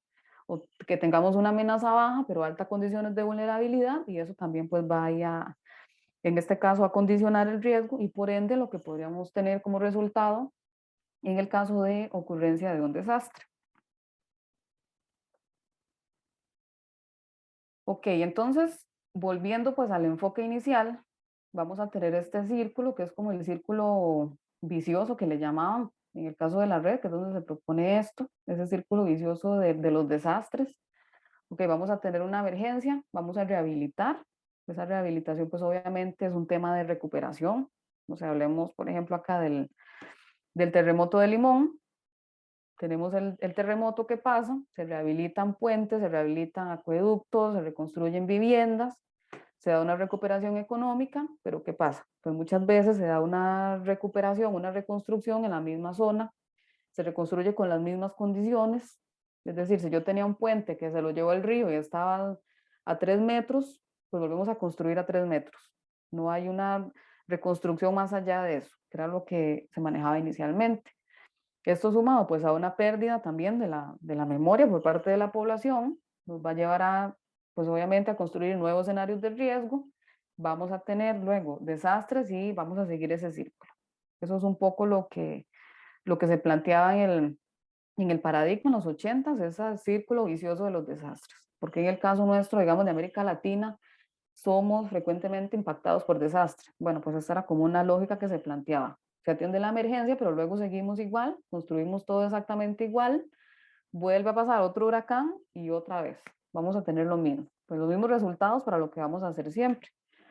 Y desde la gestión del riesgo, pues lo que se hace es que se propone desde un enfoque más de la gestión del riesgo, esto es un círculo virtuoso, ok, pues vamos a tener la emergencia, se genera todo un proceso de rehabilitación, pues acá tenemos que ver la recuperación del territorio, es decir, ya viendo más temas de planificación territorial, dónde se impactó, por qué, cuál es el uso de suelo que debemos dar a esos territorios impactados, por ejemplo, tomar las lecciones aprendidas y bueno, aquí pues los nuevos riesgos que vayamos a tener, en teoría pues ya debe existir un proceso de resiliencia en caso de que vuelva a ocurrir algo, pero que su impacto sea menor. ¿Por qué? Porque ya hay todo un proceso de recuperación diferente, es decir, con una lógica en función de la amenaza y en función de la vulnerabilidad que podamos tener. Esto entonces sería como la diferencia de ese círculo vicioso que se hablaba de los desastres y el círculo virtuoso, en este caso, de la gestión del riesgo. Bueno, repasando algunos conceptos clave que vimos en la lámina inicial, vamos a ver, por ejemplo, la amenaza. La amenaza, vamos a dividirla, pues en este caso, como amenazas, digamos, geológicas, hidrometeorológicas, pues va a ser ese elemento que me puede generar daños o potencialmente dañino y que va a estar caracterizado por una medida de intensidad y de recurrencia. Ok, pues entonces la amenaza la vamos a ver desde ese punto de vista. ¿Cuál es su medida de intensidad? En este caso, por ejemplo, si hablamos de erosión costera, pues ¿cuál es la medida de intensidad de esa erosión? ¿Dónde es alta? ¿Dónde es baja? ¿Dónde es media? Eso sería, por ejemplo, la medida de intensidad. Y la recurrencia, pues ya responde también a estudios de mayor detalle, para ver pues cada cuánto podríamos tener la recurrencia de los eventos, sea una erupción, sea las inundaciones, etc. Ok, acá por ejemplo, este es un mapa de amenaza sísmica de Iquique en Chile. Y bueno, la medida de intensidad pues se da con el PGA. Aquí tenemos diferentes medidas de intensidad, que es parte de cómo se trabaja esto. O en su defecto, pues también el estudio de una inundación. En este caso, pues la medida de intensidad sería las alturas de la inundación, tal como lo tenemos acá, que puede llegar hasta los 6 metros, de acuerdo a este mapa. Ok, acá también otro mapa, por ejemplo, de susceptibilidades o mapas de pesos volcánicos. Este en el caso del volcán, pues es la manera como a ver la amenaza. En este caso, pues es el evento que me va a generar daños, pero lo vamos a medir siempre a partir de una medida de intensidad. Eso es como la variable importante que tomar en cuenta. En el caso de la vulnerabilidad, pues son todas aquellas pérdidas o posibles pérdidas que yo pueda tener, económicas, sociales, funcionales, a causa de qué? De una medida de intensidad. ¿Por qué? Porque no es lo mismo, pues un sismo de 3 grados, que realmente yo creo que no nos venía ni la cama, a un sismo de 7 grados, y ahí eso cambia. Entonces, bueno, también la vulnerabilidad un poco en función de la intensidad de la amenaza. Acá hay un concepto importante también que tiene que ver con el tema de la fragilidad. Pues la fragilidad simplemente es la probabilidad de tener un cierto nivel de daño para una cierta medida de intensidad. Ok, es decir, un sismo puede generar mucho daño o puede generar poco daño. Pues esto que en función de la medida de intensidad. en el caso, por ejemplo, de un edificio, por decirlo de alguna manera. Ahora bien, este daño que yo puedo recibir si tengo un edificio y este edificio recibe un daño, o sea, un sismo o un huracán económico asociado. Y este costo económico asociado pues me va a representar las pérdidas. Ok, entonces vamos a tener que la fragilidad va a ser la relación del daño que yo puedo percibir o el daño que yo puedo tener en función de que de la medida de intensidad de la amenaza, y la vulnerabilidad pues van a ser las pérdidas en medida económica en función de la intensidad. Por tanto, acá hay una separación, o estos dos conceptos son los que permiten hacer la separación entre lo que sería la exposición y la vulnerabilidad. Temas que también pues son de mucho debate dependiendo desde la ciencia que uno se enfoque, desde la ciencia que uno lo estudie. Y por tanto la vulnerabilidad pues serían todos los daños posibles que yo podía tener a causa de una amenaza. Y bueno, acá en este ejemplo yo tengo el edificio con daños desde menores hasta daños completos. El daño en sí pues va a corresponder en este caso a la fragilidad.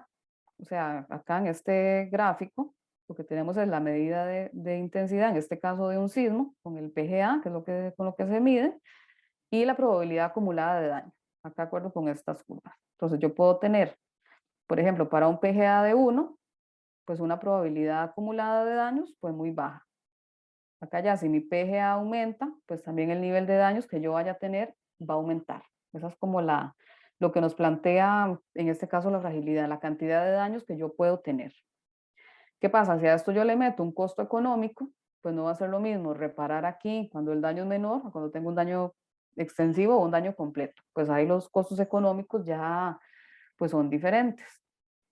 Y es en ese punto entonces cuando hablaríamos de vulnerabilidad o de curvas de vulnerabilidad. Acá entonces pasamos esto que sería el daño a la pérdida. ¿Cómo yo voy a cuantificar esa pérdida? Entonces, bueno, por ejemplo acá para un PGA de 1, podríamos ver que el daño en las pérdidas por metro cuadrado van a ser, no sé, 390 dólares por metro cuadrado. Ok, eso es un poco la lógica que se estudiaría con el tema de la vulnerabilidad. Esto más de un enfoque pues estructural también. Realmente pues a la hora de hablar de sociedad o de ponerle precio a otras cosas, por ejemplo, se vuelve un poco complejo, pero al final pues también es un mecanismo de poder estudiar el tema. Ahora sí, la exposición entonces pues va a ser el daño que yo puedo recibir o que el edificio puede recibir o el puente puede recibir.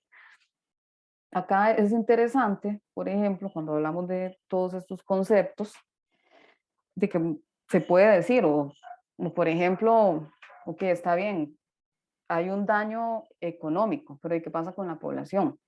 Entonces también eso es otro tema que al menos desde este enfoque pues hay que considerar. Pero ¿qué pasa? Cuando hablemos de política pública, realmente al político, al tomador de decisiones, lo que le importa finalmente pues también es un tema económico, o como Estado nos importa. Ok, por ejemplo, hablando del curso que es erosión costera, viéndolo así, yo sé que tenemos el Caribe Sur, y pues ya ustedes irán viendo en el curso, que es una zona pues ahorita con una erosión bastante importante. Esto está afectando estructuras, está afectando tema de turismo, pero ¿cómo vamos a contabilizar ese riesgo? O sea, es que es un tema realmente de cómo se puede contabilizar. Yo no puedo llegar simplemente a decirle al alcalde, pues de ahí sí, hay tal problema, tenemos erosión y se están afectando, pero ¿y eso cuánto representa económicamente?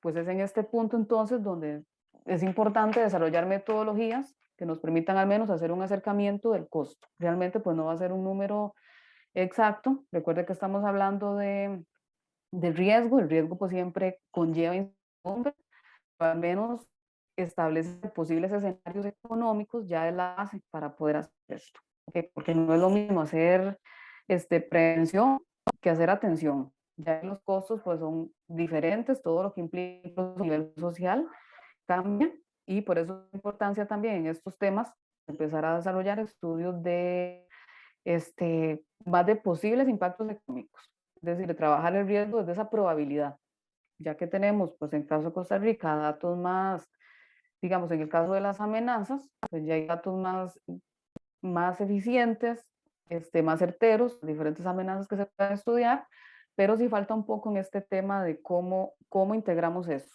Que tenemos la amenaza, pero cómo vamos a evaluar esa vulnerabilidad. Bueno, es un poquito entonces lo que entraría ahí en el tema de vulnerabilidad. Lo que se estudia básicamente es pues con estas curvas de vulnerabilidad que les mostraba anteriormente. Ok. Acá tenemos dos escenarios. Una ciudad con edificios muy, muy bonitos, muy estructurados, se ve ordenado, y al otro lado pues un asentamiento informal. Entonces, bueno, tenemos que la respuesta de las estructuras a una determinada intensidad de una amenaza, obviamente pues van a ser distintas. Entonces también la vulnerabilidad pues juega un papel muy importante. Que tengamos el mismo sismo o el mismo huracán que pasó, pero ¿cuál va a ser la afectación? Entonces una y otra pues también van a ser totalmente diferentes. Acá acá les dejo, por ejemplo, en la exposición también debemos incluir esa componente humana y las características demográficas, también no dejar de lado, pero al final el costo económico de lo que yo puedo esperar es lo que me va a ayudar también en ese caso pues a la toma de decisiones más acertadas. Ok, entonces el riesgo pues va a ser esa probabilidad que yo puedo tener de pérdidas y daños asociadas a una amenaza con un nivel de intensidad determinado. Básicamente entonces en este gráfico tendríamos la amenaza, que va a ser el fenómeno potencialmente dañino, la exposición, cuánto daño se va a generar en capital físico y humano, y la vulnerabilidad, el nivel de pérdidas, ¿ok? Asociado a la intensidad pues de esa amenaza. Acá entonces los conceptos que vimos inicialmente, se los dejo acá también en esta lámina. Y bien, como les decía, el riesgo en sí pues es un tema bastante complejo. O sea, uno que trabaja el tema, siempre hay que tener en cuenta esto, eso es muy importante. O sea, siempre vamos a tener incertidumbre. Siempre, siempre. Puede que sea 5, 8 o 9. Eso no lo sé. La incertidumbre nunca la vamos a saber, pero siempre va a estar pues asociada al riesgo. En el caso, por ejemplo, de la erosión, puede ser que se acelere, que se desacelere, no sé. Cada amenaza pues es distinta, cada amenaza es diferente. Por ejemplo, un huracán, puede que el huracán pues avance, que pase de huracán a tormenta tropical, a depresión, etcétera. Todo ese tipo de cosas pues hay que considerarlas siempre cuando se trabajan estos temas. En un volcán, por ejemplo, podemos esperar una erupción, hacer todo un estudio geológico de cientos o miles de años, de lo que el registro nos dé. Podemos esperar una erupción en un determinado tiempo, pero ¿cuándo? No lo sé. Un sismo, ¿cuándo va a suceder con tanta magnitud? Pues tampoco. Y esa es la incertidumbre que tenemos, y esa es la incertidumbre con la cual también pues tenemos que llevar a cabo la toma de decisiones. Realmente pues es un tema pues bastante complicado tomar decisiones en este caso. Por ejemplo, con el huracán Otto, había todo un tema de incertidumbre si se evacuaba la gente o no. Ahí un poco eso también entra el tema ya incluso político. Puede ser que una decisión política te dé un costo alto o no. Entonces es un poquito ahí la lógica, o al menos en esta lámina, la idea es que quede claro que el riesgo siempre va a tener una incertidumbre asociada. ¿Cuál va a ser? Eso no lo sé, pero es con lo que tenemos que trabajar. Con lo que los datos nos den es con lo que tenemos que trabajar, y a partir de ahí, pues las decisiones que se tomen. Bueno, entonces ya el desastre simplemente va a ser la concientización del riesgo.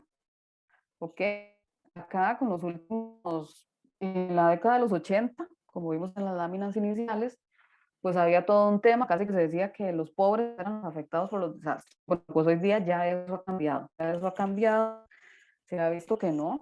Ya los países incluso desarrollados, ya vemos con las inundaciones que se dieron el año pasado, antepasado, en países como Alemania, pues son países pues obviamente con un PIB muy alto en comparación de América Central, por ejemplo, pero ya se están viendo también afectados. O un caso también como Japón. Entonces, bueno, también aquí es un poquito la mentalidad, ese pensamiento que se ha tenido que el desastre solo afecta al pobre, pues no. Ya vemos que no es una relación directa con una condición socioeconómica, pues obviamente las personas con menos recursos pues tendrán más dificultades, pero no es que solamente se afecte a esa población. Y acá pues una diferenciación entre lo que es un desastre y una emergencia. Realmente hablamos de emergencia cuando el Estado o un país tiene capacidad de responder con sus recursos. Si pasa algo, yo como Estado respondo, atiendo a la población, daños, reconstrucción, etcétera, y pues seguimos. Pero en el momento en que pasa algo y el Estado sobrepasa su capacidad de respuesta, pues es cuando hablamos ya de un concepto más de desastre. Pues ahí ya vienen entonces temas de ayuda humanitaria, etcétera. Acá lo que vemos son ejemplos para un poquito la discusión, o por lo menos el análisis de toda esta teoría que hemos visto. Y tenemos acá, que este es el terremoto de Chile del 2010, y este es un sismo. Ok, el terremoto de Chile, perdón, pues fue como de 8 y algo, me parece. Y tenemos otro en Italia en el 2016 con un sismo de 6.2. Entonces, bien, si vemos las variables que teníamos anteriormente, pues vamos a tener que en el caso de Chile la amenaza tuvo una intensidad mayor comparada con la de Italia. Pero ¿qué pasa? En Chile pues tuvimos pérdidas menores. O sea, en Italia las pérdidas fueron muchas, hubo muchos muertos. Entonces, bueno, realmente ahí uno dice, no es en tanto en sí la amenaza, sino lo que les decía anteriormente, el tema de exposición, cómo están construidas las edificaciones, y aquí entonces la vulnerabilidad. Vamos a tener entonces un país como Chile, que tiene construcciones antisísmicas y demás, ¿ok? A uno como Italia, que no lo tenía. En su momento no se tenía, y por eso entonces la variable vulnerabilidad ahí viene pues a, a hacer, digamos, un papel protagónico de ver cómo entonces en ese caso se comporta esta variable. Puede ser que yo tenga una baja amenaza, pero mis condiciones de vulnerabilidad pues pueden disparar un posible desastre, o una amenaza alta, pero en condiciones bajas de vulnerabilidad, pues eso cambia totalmente el posible escenario que podamos tener. Entonces, bien, acá también una pregunta, una reflexión. ¿Qué condiciones pues generan riesgos y desastres? Pues hay muchas, tenemos varias, hablando desde temas de pobreza, etcétera, de acceso a los recursos, temas de educación, etcétera.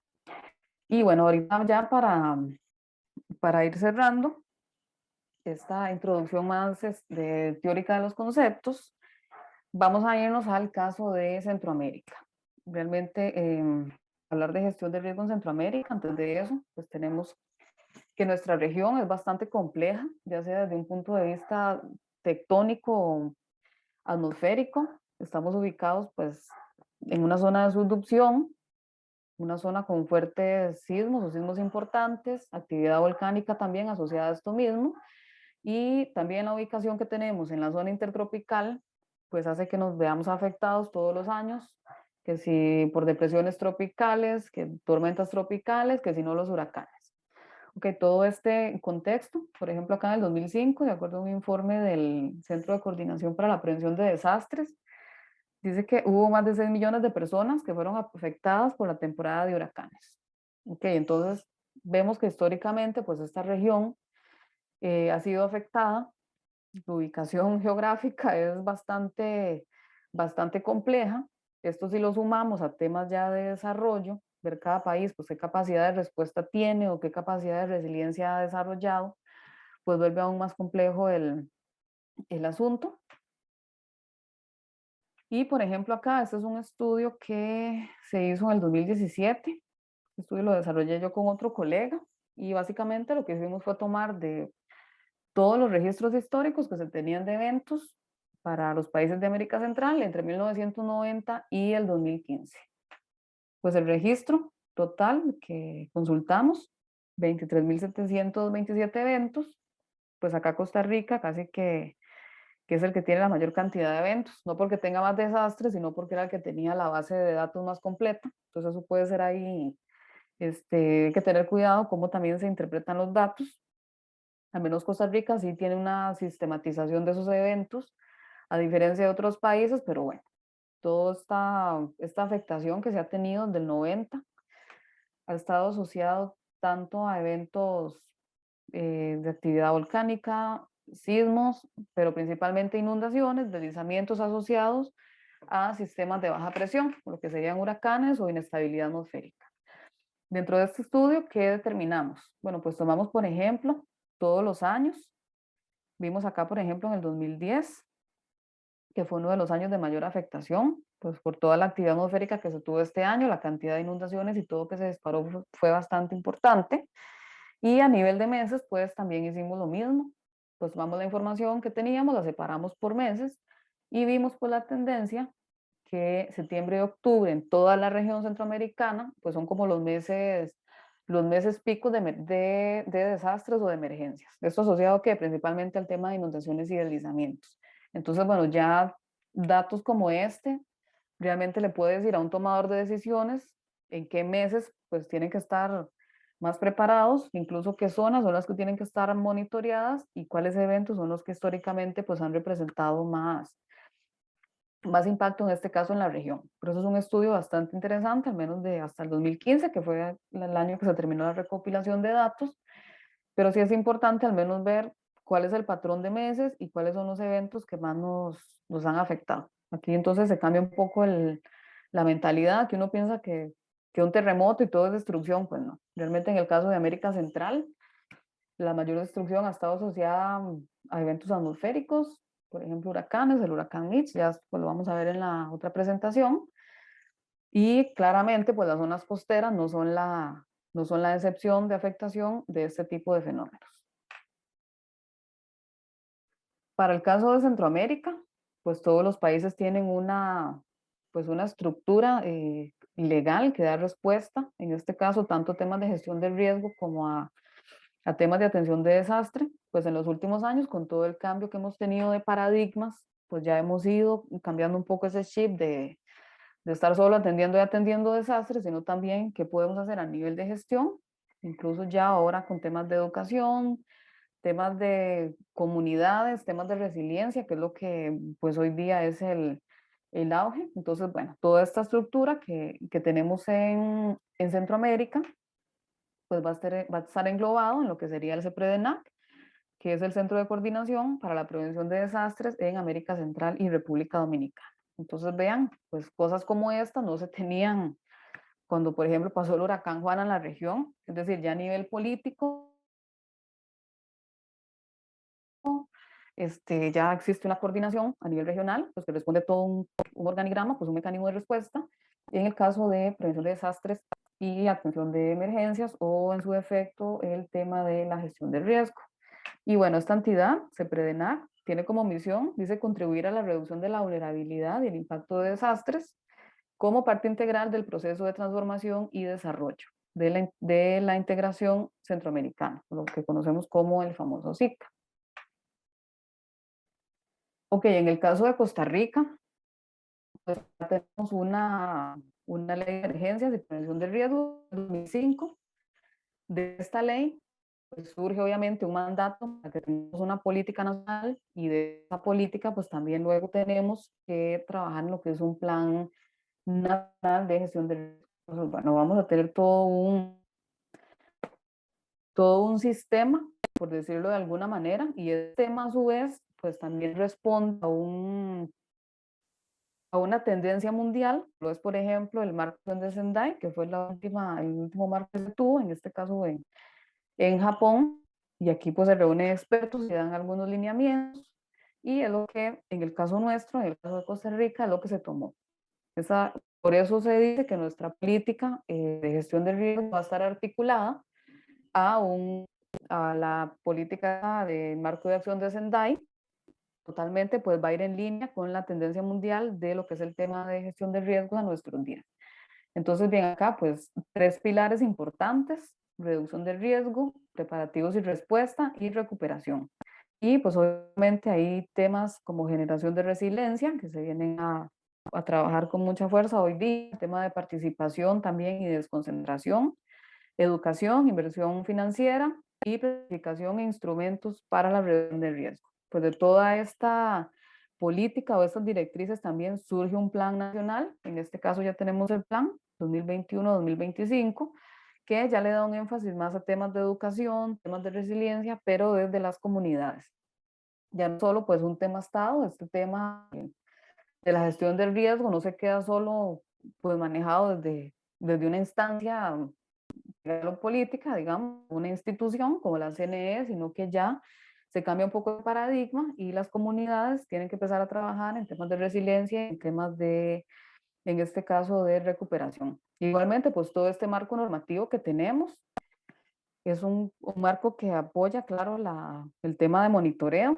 Por ejemplo, el tema de monitoreo de erosión costera es apoyado en parte en esta parte también, la parte de terremotos y volcanes, como ustedes saben, con los institutos, pero de aquí viene pues toda la lógica de cómo se hace la gestión o ese tema también de gobernanza, lo que sería tanto América Central como en el caso nuestro.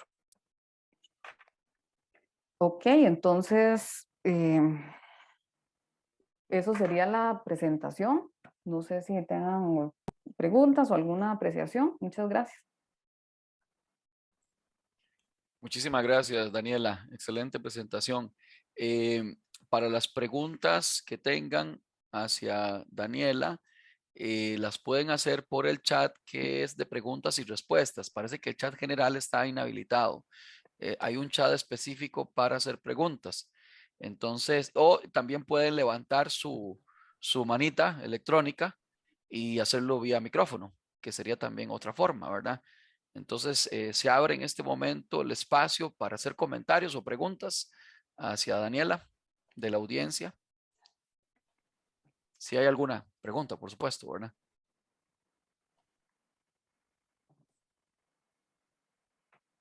Así que por el momento no hay ninguna.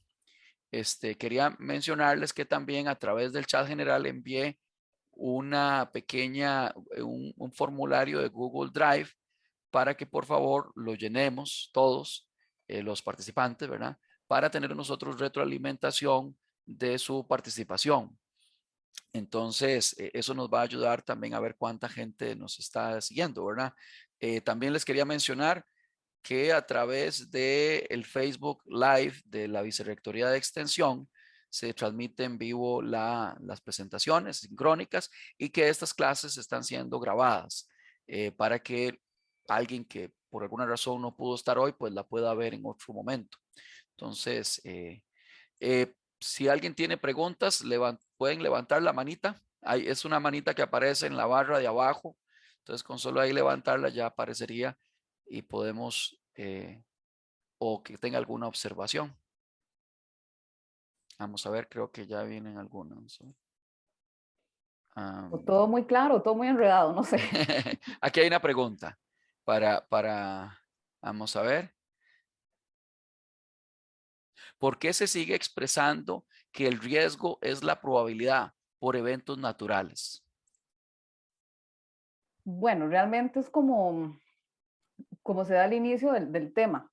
Yo lo toco desde amenazas naturales, pues ya que es el enfoque del curso, que es la amenaza costera, pero también está el tema de las amenazas antrópicas. Por ejemplo, derrames de petróleo, el tema de centrales nucleares también es un tema que ahora pues va mucho de la mano con este asunto de gestión de riesgo, pero en su concepción inicial pues se hablaba de gestión de riesgo con un enfoque en eventos naturales, pues porque es aquí con estos eventos donde nace todo el tema de desastres y el tema de riesgos. Ok, ok. Parece que, vamos a ver. Aquí hay otra pregunta. Hola, ¿cómo se puede evaluar el estado actual de la gobernanza frente al riesgo en Costa Rica? Bueno, eso es bastante interesante. Si vemos atrás, hace unos años, como les decía antes, pues en el país la tendencia, lo que teníamos era, pues atendemos la emergencia, atendemos el desastre y listo. O sea, el tema de gobernanza, hablar de gobernanza es que yo tengo una participación también de la sociedad civil. O sea, es decir, yo también como persona activa de la sociedad tengo responsabilidad sobre a lo que yo me pueda enfrentar. Y hoy día, pues con toda la política que tenemos, el plan nos da alineamientos que ya permiten integrar el tema de las comunidades. Por ejemplo, yo que trabajé en Turrialba, yo sé, en el caso del volcán Turrialba, pues la comunidad está muy organizada, son personas muy activas, hay un comité local y ya el tema de gobernanza, pues ahí también pesa más sobre ellos. Pues ya pasan Entre ellos tienen su propia, digamos, red de observación de cómo amaneció el volcán, cómo está el volcán, qué tenemos, si hay lluvias también. Es un tema que las comunidades manejan bastante bien, dónde llovió, qué carretera está cerrada, qué tenemos, qué daños hay. Y bueno, eso es parte de ese cambio de mentalidad. Tal vez antes, y en la época 80, 90, la gente esperaba que la municipalidad llegara a solucionarle. Hoy día no, hoy día las comunidades pues, realmente están tomando también un empoderamiento en el tema, incluso de temas de educación, pues ya en las escuelas, en las currículas escolares, pues ya el tema de riesgos también se ha venido incorporando para empezar a generar también pues ese cambio de cultura que es muy necesario. Gracias. Hay otras par de preguntitas, Daniela. A ver, dice aquí don Francisco Domínguez, buenos días, ¿qué opinión tiene de integrar la gestión del riesgo a nivel municipal o desde tu perspectiva que la batuta la lleve el CNE en Costa Rica? Ok, por ley, realmente al municipio le corresponde gestionar el riesgo en su territorio. O sea, cuando algo pasa, es la municipalidad, por medio de su comité, el que debe responder. Pues obviamente la CNE, pues es esta organización que va a trabajar en el tema de la política, en el tema del plan. Ok, por ahí eso es una de las cosas.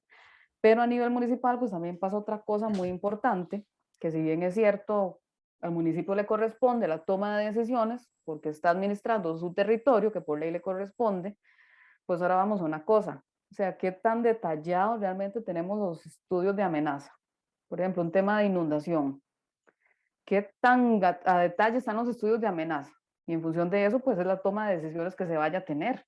Y hay muchos municipios, tenemos mucha disparidad, municipios en este país, pues comparando, yo qué sé, Escazú con Talamanca, pues obviamente el acceso a recursos y el acceso a este tipo de información, pues también varía. Pues hay información que se maneja desde la CNE, por ejemplo, datos, mapas, unos 50.000 y demás, pero para temas de planificación, pues sabemos, al menos los que y somos del área del ordenamiento también, que ya se requieren estudios a detalle, hablar de cartografía 1.5000 y realmente no, o sea, no todo municipio tiene esto, tiene acceso a esto. O sea, es trabajar con lo que se tiene, con lo que hay. Y bueno, en este caso, pues también fortalecer la parte comunal, que es muy importante para poder generar un poquito ese equilibrio y empezar a reducir las condiciones también de riesgo que se puedan eventualmente tener. Ujú. Ok, les recuerdo que también pueden levantar la manita y usar el micrófono, ¿verdad? La audiencia, para si quieren interactuar de manera más directa. Aquí hay otro par de preguntitas. Don Javier Cubero de Guardacostas, Ixaola, dice, considero de gran importancia esta conferencia por cuanto desde el trabajo de servicio de guardacostas en la zona Caribe hemos visto los cambios en Pacuare, donde en Caribe Sur el mar ingresa hasta 15 metros y después se devuelve 2 meses después la zona como Gandoca Manzanillo. O sea, parece que más lo que trata de decir es que hay un ingreso fuerte del mar en esa zona. Parece más bien un comentario. De esa zona, de hecho, vamos a ir, nuestro experto que viene de Canadá y los colegas de la Escuela de Ciencias Geográficas, vamos a ir el fin de semana a hacer unas grabaciones allí y ver el ejemplo de erosión costera y también de la parte de corrientes de retorno. Entonces ahí tal vez podríamos ejemplificar un poquito más eso. Hay otro señor, Mauricio Castro Salazar, dice, solo para agregar, para temas de diseño para sismos se utilizan estos niveles de operación por terremoto. Pone ahí Operating Level Earthquake, OLE. Un 50% de probabilidad debe ser excedido en 50 años, periodo de retorno de 72 años. No interrupción en operaciones, nivel de contingencia por terremoto, un 10% de probabilidad de ser excedido en 50 años, pérdida temporal de operaciones dentro de un periodo de pocos meses. Todos los años deben ser reparables y deben ser ubicados visualmente y accesibles para reparaciones. Nivel óptimo por terremoto, que menciona que es 2/3 del 2% de probabilidad de ser excedido en 50 años por un movimiento sísmico. O sea, 2/3 de movimiento sísmico, un periodo de retorno de 2 años, parece. Eso fue más un comentario, da la impresión. No sé si Daniela tiene algo que agregar. No, no, Ok, me entonces parece más parece un que comentario. esas son las preguntas y comentarios. Igual, todavía tenemos un poquito de tiempo. Si alguien quiere hacer un comentario o más preguntas, hasta se puede hacer vía micrófono, ¿no? Si alguien quiere hacerlo, es el momento. Si no, estaríamos terminando por hoy y les recuerdo, por favor, llenar el enlace. Les Mauro, envié, sí. eh, hay una manita levantada, le voy a Es que abrir el no las veo micrófono. yo. A ver, qué curioso, yo no las veo, las manitas. Mm, Ah, sí, dos personas. A ver, sí. Ajá, vamos a ver quiénes son. Ya pueden hablar las personas. Ajá, sí, Francisco. Buenos Francisco. días, Buenos días, Buenos Francisco, días. adelante. un placer, muchas gracias. Yo soy funcionario del área de conservación de Amistad Caribe, el SINAC, y nada, estoy precisamente, veo estos temas de erosión con la Universidad Nacional. Yo soy geógrafo también, entonces muchas cosas conozco. A mi colega Daniela la pregunto dos cosas nada más. A Daniela yo le preguntaba en el sentido, como, por ejemplo, el municipio de Talamanca, una municipalidad tan, digamos que presupuestariamente baja, por decirlo así, en comparación con Escazú, tiene una oficina de gestión del riesgo.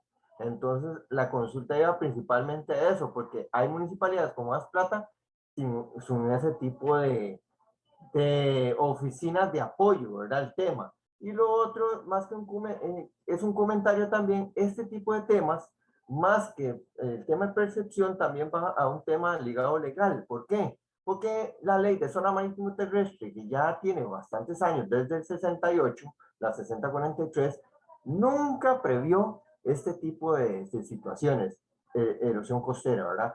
Que en el Caribe Sur lo vemos muy palpable, el cual va disminuyendo la zona pública, inclusive ya va llegando a la zona restringida y obviamente ya eso hay una afectación, no solo en el ecosistema, porque hablemos de la parte ambiental, hay una afectación, obviamente, pero también en los medios de vida de las personas. Entonces, ese es un tema que también cuando hagan los videos y eso se va a ver claramente. Muchas gracias. Sí, gracias, Francisco. Bueno, ese tema es como yo les decía en la presentación. O sea, yo soy de las que piensa que, o sea, se habla de riesgo, que sí, que es la probabilidad, pero realmente ese riesgo para que sea un tema de que cobre importancia, que sea un tema de interés, pues en el mundo que estamos tenemos que hablar de pérdidas económicas. O sea, todo este tema, por ejemplo, de retroceso en el mar, que el tema de Gandoca, es una repercusión directa en el turismo. Entonces, ¿cómo podemos desarrollar mecanismos para evaluar esto? O sea, ¿cuánto va a representar esto en retroceso para las comunidades? Por ejemplo, una comunidad como las del Caribe Sur, que están en un cantón como Talamanca, que es de los de menor desarrollo que tenemos en el país. Y bueno, habría que ver su oficina de gestión de riesgo también, qué énfasis le da al tema, porque hay oficinas de gestión del riesgo municipales. O sea, son por acatamiento obligatorio, por mandato de ley, que los municipios tienen que tener sus oficinas, pero no todas tienen. Pues algunas obviamente se evocan a simplemente atender emergencias en las temporadas que le corresponde. Ya son pocas oficinas que yo conozco experiencias que desarrollan ya más temas de resiliencia, más temas de trabajo comunitario. Pero sí es un reto bastante importante, al menos en este tema de erosión, cómo podemos desarrollar esos mecanismos que nos permitan evaluar o al menos estimar futuras pérdidas económicas, porque eso que va a traer problemas también de trabajo, obviamente va a haber migración, entonces se va a ir esta gente, todo el cambio estructural que vayamos a tener incluso de las comunidades, entonces bueno, es un poco también la interrogante que yo dejo ahí, ver también cómo podemos día futuro poder trabajarlo, pues sacar todos estos datos de erosión, del comportamiento que tenemos aplicado ahora sí, para poder hablar sobre temas de riesgo y gestión. Excelente, gracias, Daniela. Creo que había otra manita levantada de don Javier Cubero. Adelante, don Javier.